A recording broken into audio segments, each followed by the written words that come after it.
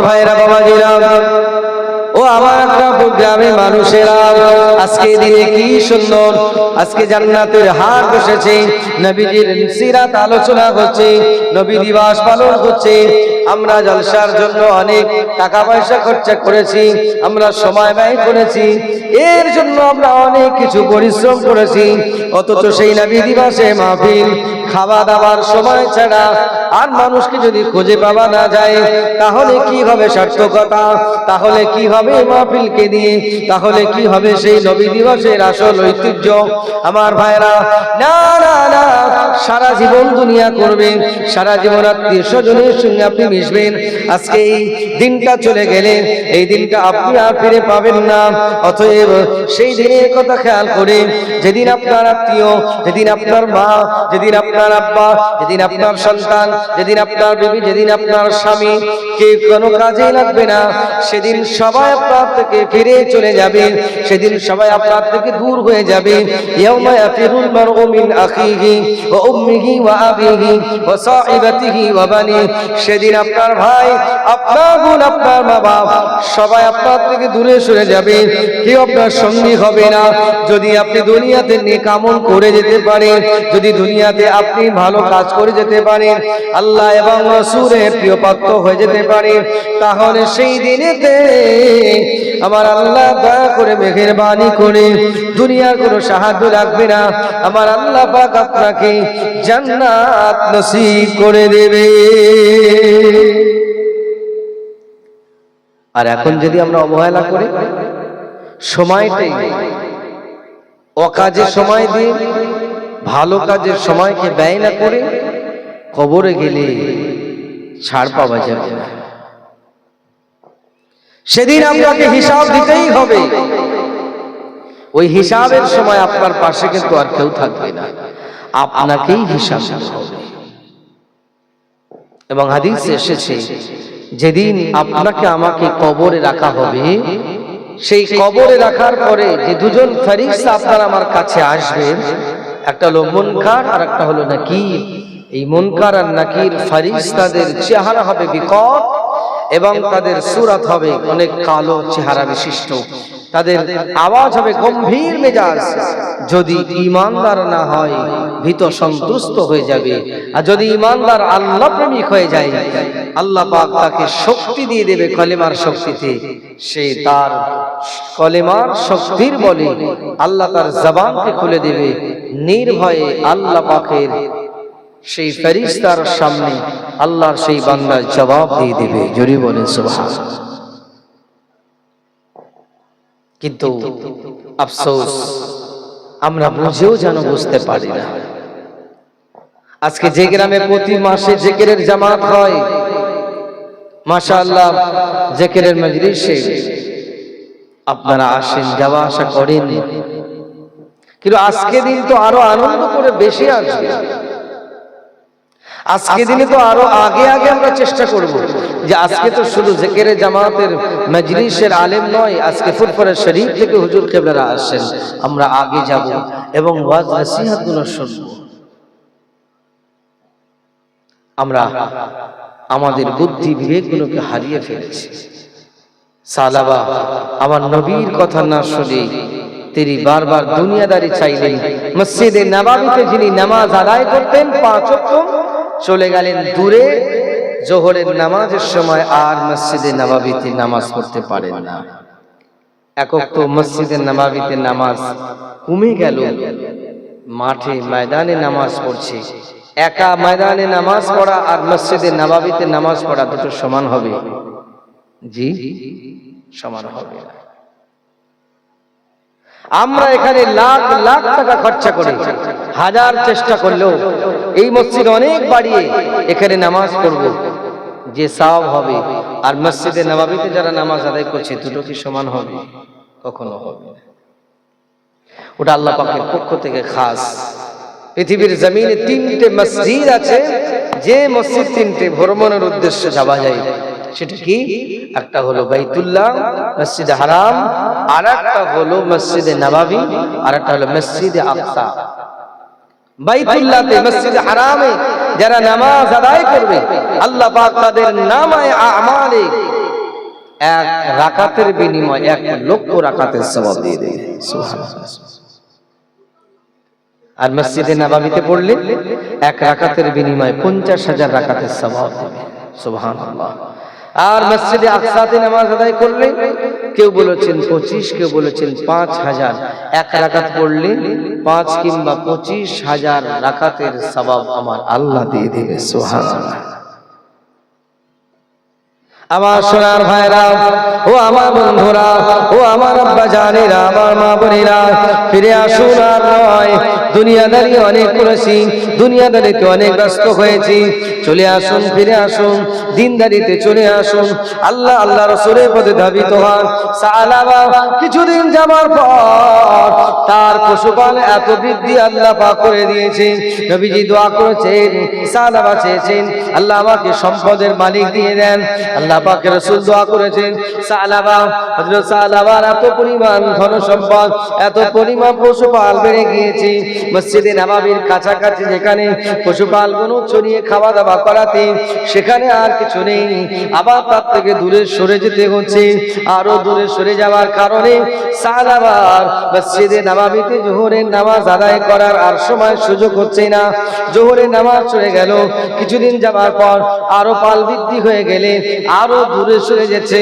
আরো গ্রাম্য এলাকায় লোকালয় ছেড়ে আপনার ময়দানে, মাঠে ময়দানে দূরে সরে যেতে হচ্ছে।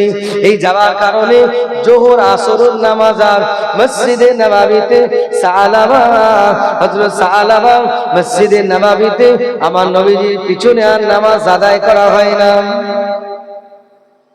তাহলে কি লাভ হচ্ছে না লস হচ্ছে? জি, দুনিয়ার লাভ আর আখিরাতের লস হয়ে যাচ্ছে। আমরা দুনিয়ার লাভ খুঁজেছি। জি, আবার কিছুদিন যায়, কিছুদিন যাবার পরে সালাবা এত পরিমাণ মাল বেড়ে গেছে, এত পরিমাণ পশুপাল বেড়ে গেছে, নিকটবর্তী এলাকায় ওই পশুদের খাবার জোগাড় নেই, অনেক আরো দূরে সরে যেতে হচ্ছে। যেমন আপনাদের আকরামপুর এলাকা, এটা বারাসাত সংলগ্ন এলাকায়, এটা একটা শহর টান এলাকায় গাছপালা কম। আপনার চাষিবেশি এলাকায় আবার গাছপালাটা অনেক বেশি, সেখানে পশুপালের খাবার জোগাড়টা অনেক বেশি। আমাদেরকে জোগাড় করতে গেলে আবার দূরে সরে যেতে হবে। সালাবা হযরত সালাবা আস্তে আস্তে আস্তে আস্তে মসজিদে নববী থেকে অনেক দূরে সরে যাচ্ছে। আর যত দূরে যায় এক ওয়াক্ত নামাজ আস্তে আস্তে কমে যাচ্ছে, আর নামাজ পড়তে পারে না। মসজিদে নববীতে এসে নামাজ পড়ার সুযোগ আর হচ্ছে না। মসজিদে নববীতে এসে আর নামাজ পড়ার সুযোগ হচ্ছে না। জোহর চলে গেল, আসর চলে গেল, মাগরিবের নামাজও আর আসতে পারছে না। এইভাবে সময় যেতে যেতে এমন দূরবর্তী এসে গেল যে মসজিদে নববীতে এসে 5 ওয়াক্ত নামাজ আর আদায় করতে পারে না। যেখানে নামাজ আদায় করলে 50,000 রাকাতের এক রাকাতের বিনিময়ে সওয়াব হয়, সেখানে 1 ওয়াক্ত নয়, 2 ওয়াক্ত নয়, 5 ওয়াক্ত নামাজ আর সুযোগ হচ্ছে না। কি হবে? আমার নবীজি একদিন বলে ফেললেন, ওয়াই হাকায়া সালাবা, আফসোস সালাবা, সালাবা ক্ষতিগ্রস্ত, সালাবা ক্ষতিগ্রস্ত হয়ে গেছে। এমনি করে মসজিদে নববীতে যে জুমার নামাজ আদায় করত, সেটাও আর মসজিদে নববীতে সুযোগ হয় না। মদিনা শরীফে আরো অনেক মসজিদ আছে, মসজিদে আবু বকর, মসজিদে ওমর, মসজিদে ওসমান, মসজিদে আলী, মসজিদে বেলাল, অনেক মসজিদ আছে। কিন্তু মসজিদে নববীতে নামাজ পড়ার মতন সওয়াব কি ওই মসজিদে হবে? জি, যেমন আপনার মদিনা শরীফের দূরে কুবা বলে জায়গা আছে, মসজিদে কুবা বলে ইসলামের ইতিহাসে আমার নবীজির হাতে প্রথম মসজিদ। হিজরত করে এসে যখন মদিনাতে এসেছিলেন, আল্লাহ রাসূল সর্বপ্রথম কুবা পল্লীতে এসেছিলেন। আসার পরে ওখানে একটা মসজিদ বানিয়েছিলেন, যে মসজিদের নাম হলো মসজিদে কুবা। এই মসজিদে যদি কোনো কেউ 2 রাকাত নফল নামাজ আদায় করে, আল্লাহ পাকের হাবিব জানালেন ওই ব্যক্তির নামায়ে আমল একটা মকবুল উমরা করার সওয়াব দিয়ে দিবে। সুবহানাল্লাহ। তাহলে যারা মক্কা শরীফ ছেড়ে এসে মদিনা শরীফে চলে আসে, যাদের উমরা করার নিয়ত থাকে, অনেক হাজী, অনেক মুতামির, অনেক হাজ্জিন মুতামিরা তারা ফজরের নামাজ আদায় করে ঘরে এসে আবার মসজিদে কুবার দিকে কেউ বা হেঁটে কেউ বা গাড়িতে চলে যায়, সেখানে গিয়ে আবার 2 রাকাত 4 রাকাত 6 রাকাত যার যেমন সুযোগ হয় নামাজ পড়ে আসেন। প্রতিনিয়ত প্রতি 2 রাকাতের বিনিময়ে আল্লাহ পাক একটা করে উমরা করার সওয়াব দিয়ে দেন। সুবহানাল্লাহ। কিন্তু উমরার সওয়াব পেয়েছি বটে, কিন্তু মসজিদে নববীতে নামাজ আদায় করলে যে আপনার 1 রাকাতের বিনিময় 50,000 রাকাতের সওয়াব যেটা পেতাম, এই সওয়াবটা কি পাবো? পাবো না। তাহলে সাহাবা ক্ষতিগ্রস্ত হয়ে গেল। একটা দিকে আমার নবীকে বলেই ফেলেন, ওই হাকায়া সাহাবা। সাহাবীরাও খুব আফসোস। আল্লাহ পাক রব্বুল আলামিন কোরআনে কারীমে সেই সময় আয়াত অবতীর্ণ করলেন, খুয মিন আমওয়ালিহিম সাদাকাতান তুতাহিরুহুম ওয়া তুযাক্কিহিম। আল্লাহ পাক রব্বুল আলামিন আল্লাহ রাসূলের উপরে যাকাতের ফরমান দিয়েছেন। যাকাতের তিনি কিনা বিধান দিয়ে দিলেন, যাকাত ফরজ হয়ে গেছে মুসলমানের উপরে। আপনার আমার নবী দয়ার নবী যাকাতের ব্যাপারে সাহাবাদেরকে আলোচনা করে দিলেন, সাহাবাদের কাছে যাকাতের ব্যাপারে বিস্তারিত বর্ণনা করে দিলেন। এমনকি কার উপরে কেমন যাকাত হবে, কুরবানির কি যাকাত হবে, উটের কেমন যাকাত হবে, গরু দুম্বা ছাগল ভেড়ার কেমন যাকাত হবে, এসব কিতাবে আলোচনা এসেছে। আমার আপনার নবী দিন দুনিয়ার বাদশা, যিনি সমস্ত আলোচনাগুলো করে লিখিত আকারে তিনি 2 জন সাহাবাকে পাঠালেন, এ আমার সাহাবা যাও যাও, তুমি একদিকে যাবে, আর একজনকে আরেকদিকে পাঠালেন। আমার সাহাবারা যারা ধনী ব্যক্তি, তাদের কাছে যাকাতের মালকে আদায় করে নিয়ে আসবে। আমার রাসূলুল্লাহ জানিয়ে দিলেন, খবরদার খবরদার, এই যাকাতের মালটা যেন খুব তোমরা উচ্চ মাল নেবে না এবং নিম্ন মালেরও নেবে না, মধ্যম ধরনের মালামাল পশুপাল যেগুলো থাকবে তোমরা নেবে। খবরদার তোমরা উচ্চ মালামাল যেন নেবে না। একটা দল একদিকে পাঠিয়ে দিল, আর একজন ব্যক্তিকে পাঠিয়ে দিল, এবং যাও যাও তুমি সাহাবার কাছে যাবে, আমার কথা ঘোষণা করে বলবে নবীজি পাঠিয়েছেন, আল্লাহ পাক যাকাতের ঘোষণা দিয়ে দিয়েছেন, তোমাকে যাকাত দিতে হবে। এই রকম ভাবে সেই সমস্ত ব্যক্তিরা যারা কিনা আমিল, যারা কিনা যাকাত আদায়কারী, এরা কিনা মানুষের দ্বারে দ্বারে আল্লাহ রাসূলের সাহাবারা যারা ধনী ব্যক্তি, তাদের ঘরে ঘরে চলে গেলেন। এবার রাসূলুল্লাহ দিবা লিখিত ফরমান যাকাতের সেই সমস্ত বিধানগুলো তাদেরকে দেখালেন। যারা যেমন দেখেছে সেই রকম ভাবে নবীজি পাঠিয়েছেন, ধনী ব্যক্তি তারা যাকাতগুলো আদায় করছেন। সাহাবার কাছে একজন গেলেন, এ সাহাবা রাসূলুল্লাহ পাঠিয়েছেন এই যে যাকাতের বিধান দিয়ে তোমাকে যাকাত আদায় করতে বলেছেন। তিনি সেই বিধানটা দেখলেন, পড়লেন, আর বললেন, যাকাত ঠিক আছে, এখন যাও, আসার পথে আমাকে দেখাও। দিলেন না, বলে তুমি অন্য জায়গায় ঘুরে এসে যাবার বেলা দেখাতে। আর বলেছিলেন কি, ইয়া রাসূলুল্লাহ আমার জন্য দোয়া করুন, আল্লাহ যেন আমার মাল দেয় আর আমি হকদারের হককে আদায় করব। আমি যেটা আপনাদেরকে শোনাচ্ছি, আল্লাহ বলেছেন, মা আতাকুমুর রাসূল ফাখুযুহু, আমার রাসূল যেটা তোমাদেরকে দিয়েছেন সেটা তোমরা গ্রহণ করো। ওয়া মা নাহাকুম আনহু ফান্তাহু, আর আমার হাবিব যেটা তোমাদের নিষেধ করেছে সেটাকে বর্জন করো। আর সাহাবা আমার রাসূলের কথাটাকে না নিয়ে সে নিজের উপরে কথা বলে রাসূলের কাছ থেকে চেয়ে নিলেন যে আমাকে মালামাল বেশি করে দিন। আর দুনিয়া ধন সম্পদ আল্লাহ পাক 2টো জিনিসকে পরীক্ষা শুরু করেছেন, সেটা হলো কি, ইন্নামা আমওয়ালুকুম ওয়া আওলাদুকুম ফিতনাহ, নিশ্চয়ই তোমাদের জন্য ধন সম্পদ এবং সন্তান সন্ততি পরীক্ষা স্বরূপ। ধন দৌলতে আমরা অহংকারী হয়ে যাই, সন্তান সন্ততি বেশি হয়ে আমরা অহংকারী হয়ে যাই। আবার যে ব্যক্তি সন্তান ধন পেয়ে আল্লাহকে খুশি করবে, আমার আল্লাহ পাক রব্বুল আলামিন তার বিনিময়ে রেখে দিয়েছেন। যদি বলেন সুবহানাল্লাহ। সবাই নয়, আল্লাহ অনেকে দিয়ে পরীক্ষা করে, অনেকে ঘাটতি করে পরীক্ষা করে। সালাবা যাকাতের ফরমান দেখে মনে মনে দুঃখিত, খুশি করে দেবে কিনা তিনি মনে দুঃখিত। যেটা যাকাত না, এটা কর, জিজিয়া। ওই ব্যক্তি আল্লাহ রাসূলের সেই সাহাবা যিনি অন্য অন্য জায়গায় যাকাত আদায় করে আবার সালাবার বাড়িতে এলেন, সালাবা আমি এসেছি। তিনি আবার যাকাতের ফরমানগুলো দেখে বলছেন, ঠিক আছে এখন তুমি যাও, পরে চিন্তা করে দেখছি। চিন্তা করলেন, পাঠিয়েছে কে? দয়ার নবী। আমার রাসূলের আদেশ ফরমান কেউ অমান্য করেছে কোন সাহাবী? যে না। কিন্তু কপাল ফাটা হলে, কপাল পোড়া হয়ে গেলে তার জীবন এই রকম ভাবে পরিবর্তন হয়ে যায়। ওই জন্য আল্লাহর কাছে চাইতে হবে, রব্বানা আতিনা ফিদ দুনিয়া হাসানা ওয়া ফিল আখিরাতি হাসানা। আল্লাহ আমাদের দুনিয়ার ভালাই দেন এবং আখিরাতের ভালাই দেন। অর্থ চাইতে হবে, কিন্তু এমন ভাবে আল্লাহ আমাকে এমন অর্থ দিন যেন আমি আল্লাহ আপনাকে ভুলে না যাই। যদি বলেন সুবহানাল্লাহ।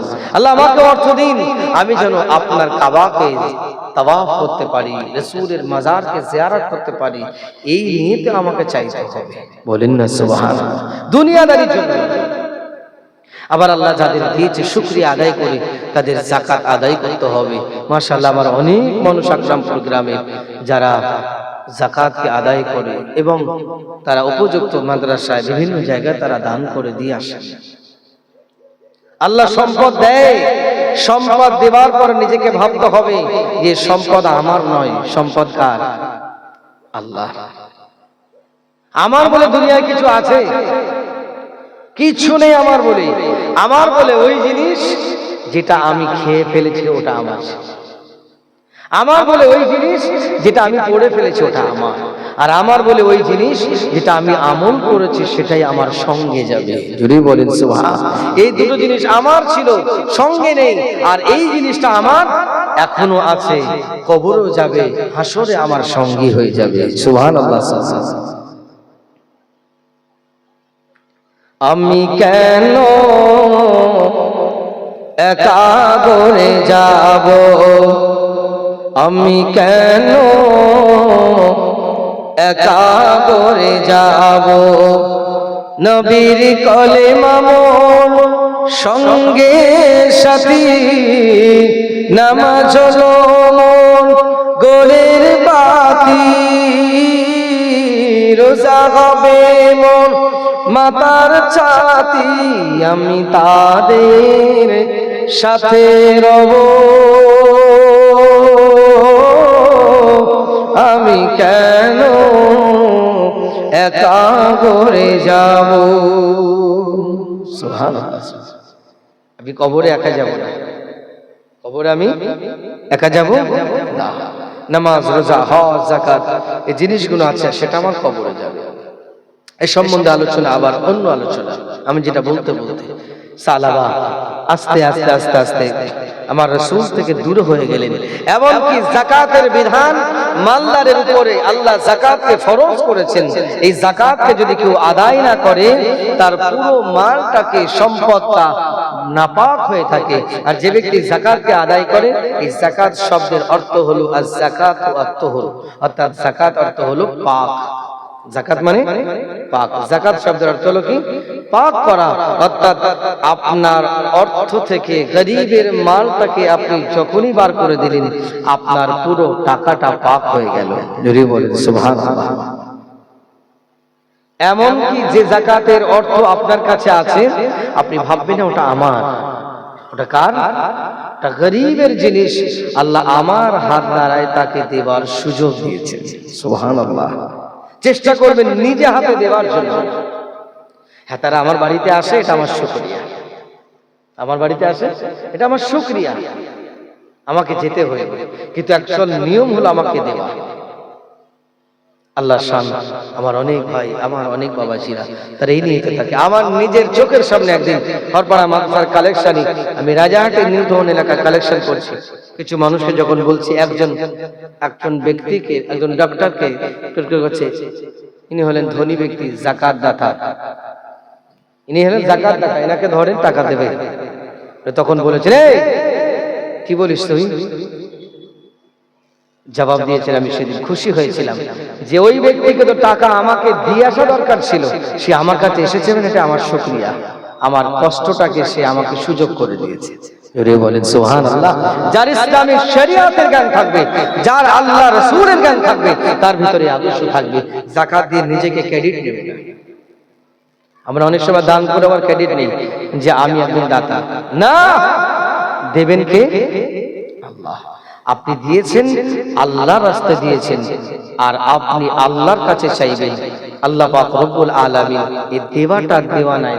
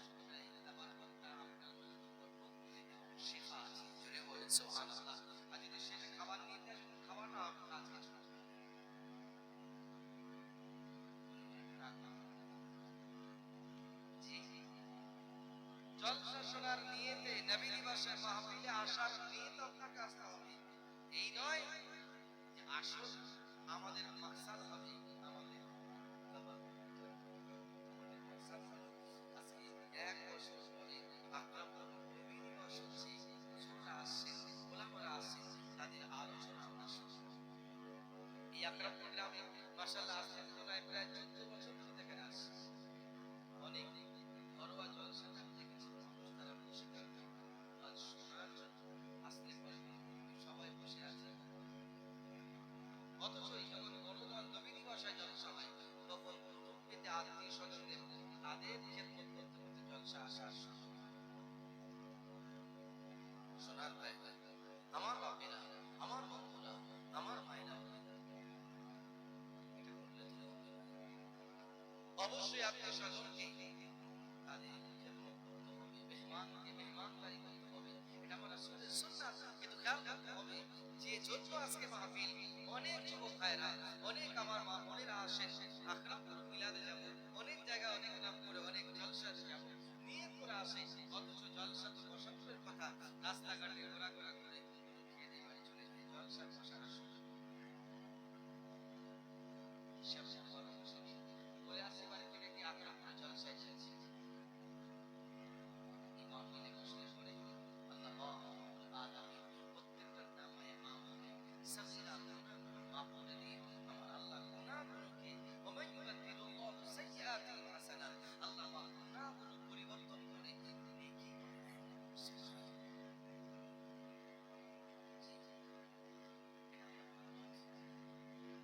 এটা আল্লাহ পাকের দয়া। বান্দা বান্দি যখন ভালো কাজে বসে, বান্দা বান্দি যখন নেক কাজে বসে, আমার আল্লাহ পাক রব্বুল আলামিন এত খুশি হয়ে যায়, ওই বান্দা বান্দির আলোচনাটা আরশে আজিমে আল্লাহ পাক ফেরেশতাদের দিয়ে আর আমরা কবল করি। আমরা সময় থাকতে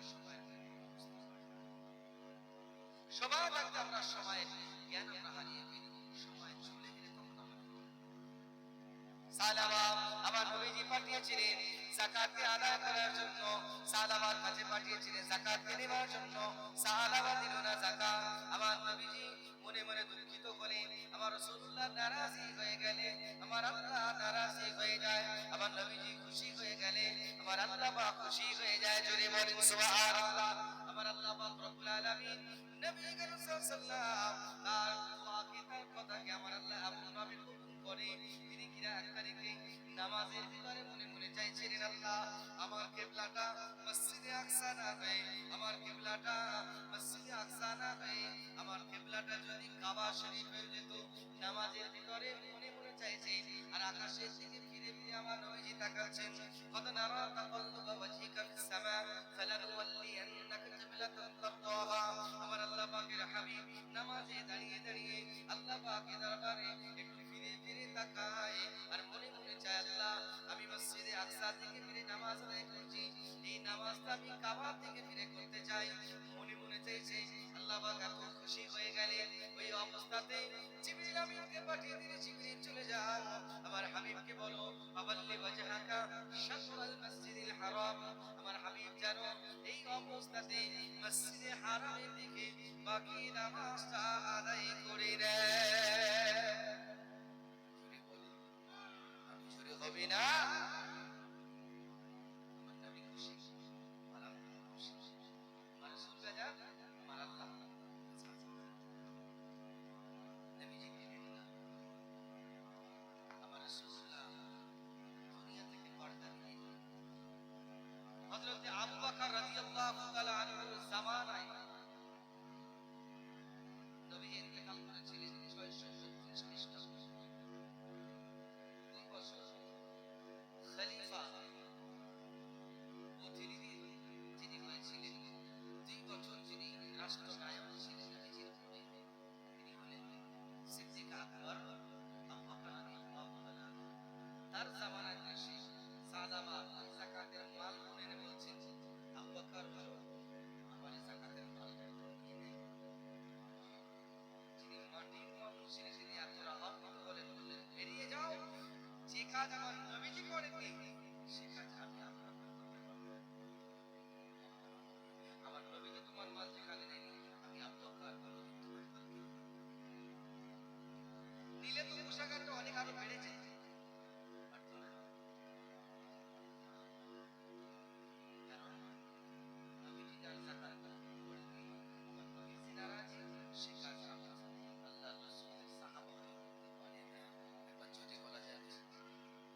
আদর্শ কাকে, রুট কাকে, মানা কাকে বলে? আমরা তো মানি,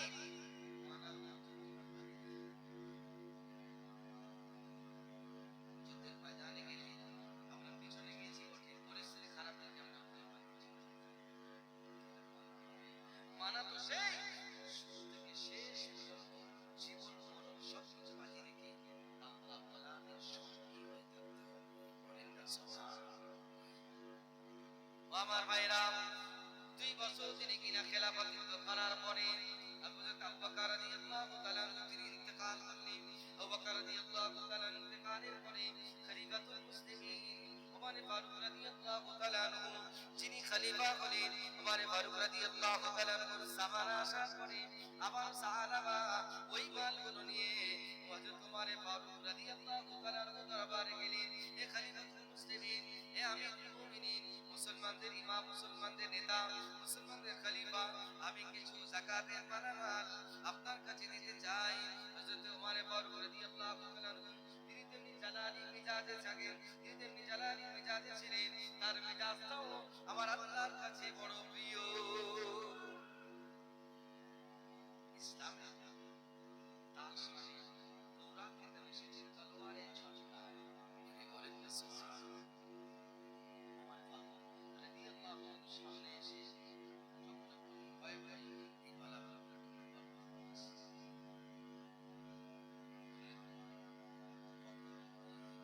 রাসূল করে দিলেন। আবু বকর হুজুর ঘরে ঘরে আমি আমার কাছে আশা করি ওমর ফারুক এমন ছিলেন, তিনি রাসূলের বিরুদ্ধে কোনো নারী জ্বালানি তার বিচার হবে একেবারে বরদাস্ত করবে। আপনারা শুনেছেন আগে এক মুসলমানের বিচার আমার নবীজি করেছিলেন, সেই বিচারের ইহুদির পক্ষে আমার নবীজি রায় দিয়েছিলেন, যেটা সত্য, যেটা হক। একজন মুসলমান আমার ওমর ফারুক রাদিয়াল্লাহু তাআলা আনহু দরবারে গেলেন। ওমর রাদিয়াল্লাহু তাআলা আজকে আমার নবীজি একটা বিচার করেছেন, সেই বিচারটা আমার আর ইহুদির মাঝখানে নবীজি আমাকে রায় না দিয়ে ইহুদি লোকের রায় দিয়েছে। আমি আপনার কাছে সঠিক বিচারটা চেয়েছি। বাপ বিচার করে দিয়েছে আর ছেলের কাছে এসেছে, সুযোগ্য ছেলে যদি হয় বাপের অভ্যাসে বিচার করে। তুই বিচার চা? বলে হ্যাঁ ঠিক আছে, আমি সঠিক বিচার চাই। একটু অপেক্ষা করে আমি আসছি। আপনাকে আসতে তলোয়ার দিলেন, জমিন থেকে নিক্ষেপ করে দিলেন। কারণ যে মুসলমান সে যে নবী কিনা মানে সে মুরতাদ হয়ে যায়, আর মুরতাদদের কতল করা ইসলামের শরীয়তে, তার জন্য আপনার ওয়াজিব মুরতাদ হয় তাকে কতল টাকা নেবে, আপনারা ফিতনা সৃষ্টি হয়ে যাবে, মানুষকে সমাজে নষ্ট করবে। এই জামানা আমাদের যেন আমরা গণতন্ত্র রাষ্ট্রে বাস করি, ইসলামী শরিয়াত রাষ্ট্র হয়, অনেক বিষয় আছে, এটা ইসলামী শরিয়াতের হক যেখানে আছে এই বিচার তারা রাসূলুল্লাহ দরবারে যার ফয়সালা, যিনি বিচার কি করেনি, ওমর ফারুকের কাছে বিচার এনে দিলেন। আপনি গেলেন তলোয়ার নিয়ে জিজ্ঞাসা করতে বিচার করতে। আর আমরা দুনিয়াতে কত ব্যস্ত হয়ে যাচ্ছি। জি দুনিয়া করতে করতে আমরা আমাদের সময় হয়ে যাচ্ছে, আমরা জলসা করার সুযোগ পাচ্ছি, জলসায় বসার সুযোগ আমরা পাচ্ছি। আপনার প্রোগ্রামের মধ্যে কোনো মানুষ আছে, মাশাআল্লাহ অনেক ভাইরা, অনেক বাপেরা আছে, আস্তে আস্তে বুঝতে হবে অনেক ভুল করে ফেলেছি না, ফিরে আসুন। ইন্নাল্লাহা ইউহিব্বুত তাওয়াবিন ওয়া ইউহিব্বুল মুতাতাহহিরিন। আল্লাহ পাক রব্বুল আলামিন তওবাকারীকে ভালোবাসেন, আল্লাহ পাক পাপী অর্জনকারীদের ভালোবাসেন। দরুদ আল্লাহুম্মা সাল্লি আলা সাইয়্যিদিনা ওয়া আলা আলি সাইয়্যিদিনা। উম্মতেরি মায়ায় নবী কাঁদেন যার যার, মাফ করে দাও ওহে আল্লাহ উম্মত গুনাহগার, মাফ করে দাও ওহে আল্লাহ উম্মত গুনাহগার। মা আমিনা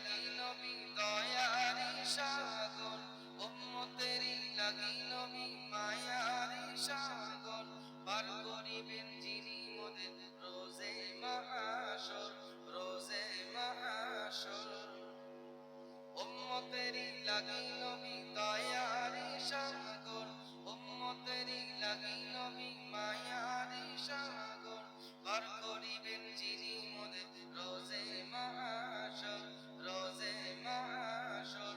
সকল নবী কান্দিবে নফসি নফসি করিবে, সকল নবী কান্দিবে নফসি নফসি করিবে। শাফাতের মালিক নবী, শাফাতের মালিক নবী করবে মোদের পার। মাফ করে দাও ওহে আল্লাহ উম্মত গুনাহগার, মাফ করে দাও ওহে আল্লাহ উম্মত গুনাহগার। আল্লাহুম্মা সাল্লি আলা সাইয়্যিদিনা ওয়া আলা আলি সাইয়্যিদিনা।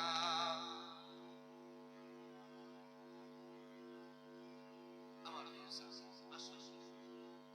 নবীর কথা না মানার কারণে যার পরিণতি হলো, কেউ বলেছেন সালাবা ঈমানদার নয়, আর কেউ বলেছেন সালাবা ঈমানদার।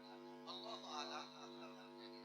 রাসূল যার প্রতি বিশ্বাস হয়েছে, রাসূল যার প্রতি নারাজি হয়ে গেছে, তার ব্যাপারে আমরা কিছু বলতে পারি না, সেটা আল্লাহর ইচ্ছা। কারণ আমরা কাউকে কাফের বলে, আমরা কাউকে বেঈমান বলে নিজেদের ঈমানটাকে নষ্ট করতে জানেন কে? আমার আল্লাহ। ভালো মানুষ, আল্লাহ ওয়ালা মানুষ, শিক্ষিত জ্ঞানী মানুষদের একটাই কথা, এর ব্যাপারে ভালো কে জানেন? আল্লাহ জানেন। এবার আসি আল্লাহ রাসূলকে মেনে নিয়েছে,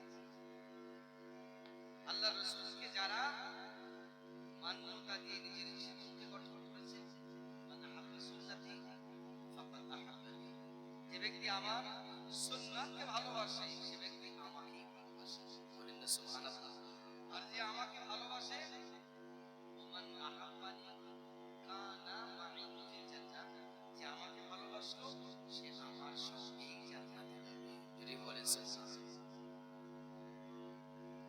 এক তারিখে আপনার আমার নবী দয়ার নবী রাহমাতুল লিল আলামিন হযরত আবু বকর রাদিয়াল্লাহু তাআলা আনহুকে বলেছিলেন, আবু বকর, আমার নবীজি তিনি ছিলেন একজন বন্ধু, আমার নবীজি তিনি ছিলেন একজন শ্বশুর, আমার নবীজি তিনি একজন বড় সাহাবা।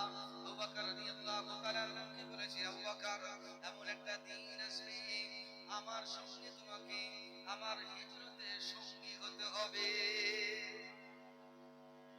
আমার হিজরতের সঙ্গী হতে হবে। হিজরতের সঙ্গী মানে কঠিন। নবীজি মক্কা শরীফ থেকে মদিনা শরীফে চলে যাবেন, যেদিনটা বেদিন মুশরিক কাফের আমার নবীর বৃদ্ধ থাকা নবীকে ধরার জন্য, পাকড়াও করার জন্য, নবীকে দুনিয়া থেকে বিদায় দেওয়ার জন্য যারা প্রস্তুতি থাকবে, সেই সময় নবীর সঙ্গে নবীজি বলেছিলেন, সিদ্দিক আকবর আবু বকর রাদিয়াল্লাহু তাআলা সেই দিন থেকে মনে রেখেছিলেন, কবে দিনটা তো নবীজিকে দিন, কোন দিন হতে পারে, প্রতিদিন তিনি প্রস্তুত থাকতেন রাতের বেলা। হয়তো নবীজি কখনই সে ডাকবেন না, আমার হয়তো মানবে না, বেয়াদবি হয়ে যাবে। তিনি সমস্ত জিনিস গুছিয়ে নিয়ে দরজার কোণায় দাঁড়িয়ে থাকতেন, নবীজি ডাকে সাড়া দিয়ে দিতে পারতেন। একটু জোরে হবে না? এখন তো সারা রাতে জলসা নেই, অর্ধেক রাতের জলসা, তাও আমাদের একটু ঘুম চাই না। জি, ঘুমের জন্য নয়। আগে মানুষকে দেখেছি এশার নামাজ পড়ে তাড়াতাড়ি খেয়ে শুয়ে পড়তো, এখন আমার ভাইরা তো খেয়ে শুয়ে পড়ে না, প্রায় রাত 1টা 12টা 11টা পর্যন্ত সব রাস্তায় ঘোরা জেগে, কেউ বা গ্রামে, কেউ বা কাশে, কেউ বা গল্পে, কেউ বা বিভিন্ন কাজে, কেউ আবার মোবাইলে ব্যস্ত হয়ে যাচ্ছে। আর আল্লাহ করে এখন মোবাইল মানে মানুষেরা বন্ধু আর লাগে না, ওরা বন্ধু মোবাইল হয়ে গেছে। জি, কেন আমাদের ভিতরে এই অবহেলা, কেন আমাদের ভিতরে এই গাফিলতি?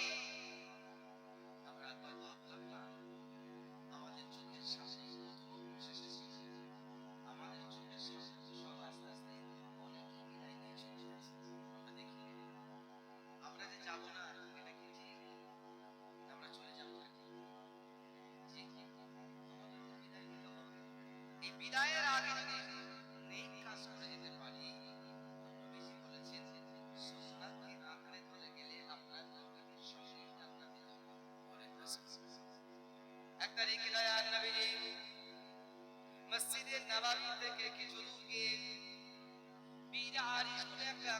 ছিল বীর আরিশ বলে একটা আপনার কিনা কুয়া ছিল।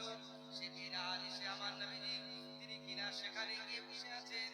ওই কুয়ার উপরে চারিদিকে একটা চাচার মতো বসার জায়গা আছে, আমার নবীজি সেখানে পা ঝুলিয়ে বসে আছেন।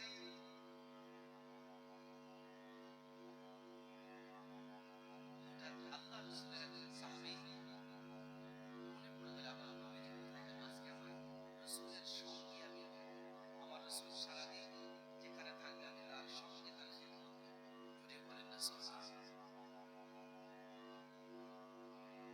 আল্লাহ রাসূলের সাহাবা আস্তে আস্তে গেলেন, দেখলেন আমার নবীজি বীর আরিশে পা ঝুলিয়ে তিনি বসে আছেন। নবীজি সাহাবা গেলেন, সালাম দিলেন, নবীজি সালাম দিলেন। আর বীর আরিশে ঢোকার আগে একটা দরজা ছিল, গেট ছিল। নবীজি আল্লাহ রাসূলের সেই সাহাবাকে বললেন, আমার সাহাবা তুমি ওই গেটের ধারে দাঁড়িয়ে থাকবে, ওখানে দাঁড়িয়ে থাকবে, আমার সাহাবারা আসবে, আমার আবু বকর যখন আসবে তাদের আসার জন্য গেটকে খুলে দিলেন। তিনি সেখানে দাঁড়িয়ে আছেন।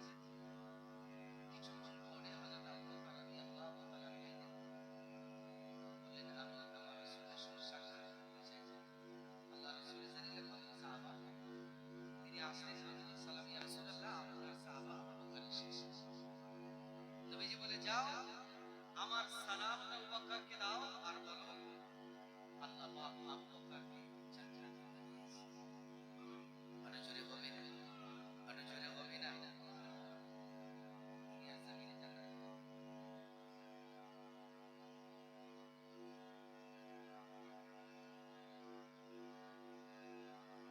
আমার ভাই ভাই নারে তাকবীর, নারে তাকবীর। اولاد مجدد الزمان، اولاد مجدد الزمان، اولاد مجدد الزمان، নারে তাকবীর, নারে তাকবীর। মাশাআল্লাহ হুজুর কিবলা সাহেব যারা এসেছেন তিনি তার কেমন আলোচনা করবেন, যারা এদিক ওদিক এখন আসেন সকলে চলে আসেন, সকলে চলে আসুন। হুজুর কিবলা আধা ঘন্টা পরেই আসছেন।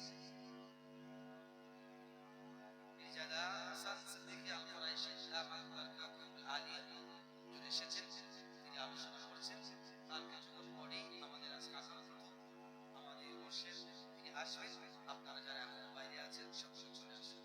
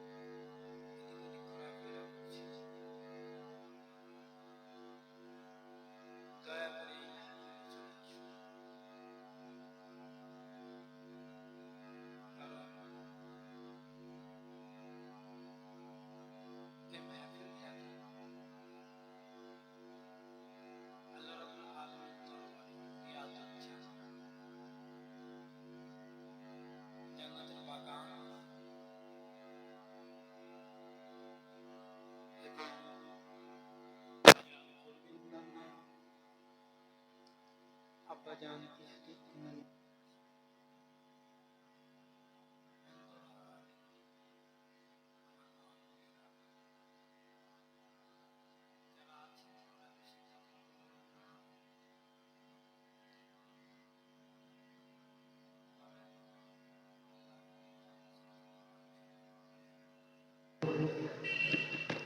তো তার মাঝে যদি কথা বলেন একটা বেয়াদব।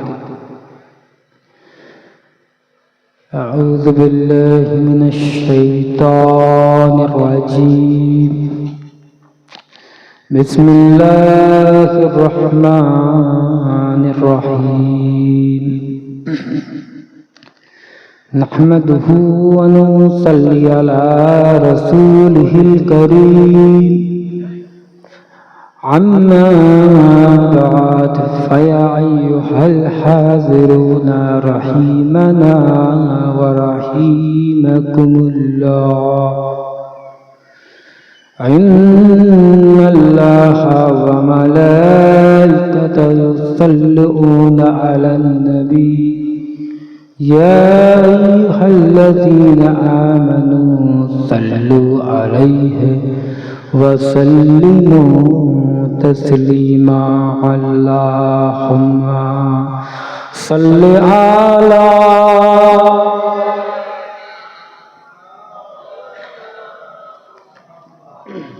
وعلى آل سيدنا